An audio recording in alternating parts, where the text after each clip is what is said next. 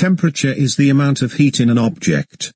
It is measured in 3 different units: Celsius, Fahrenheit, and Kelvin.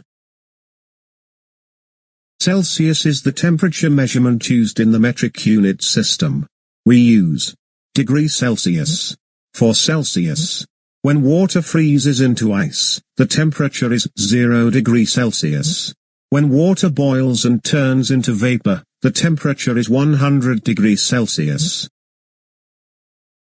Fahrenheit is the temperature measurement used in the imperial unit system. We use degree Fahrenheit for Fahrenheit. When water turns into ice, the temperature is 32 degrees Fahrenheit. Kelvin is the most commonly used temperature scale in science. We use K for Kelvin. When water turns into ice, the temperature is 273 Kelvin. The lowest temperature in Kelvin is 0, and it's called the absolute zero temperature.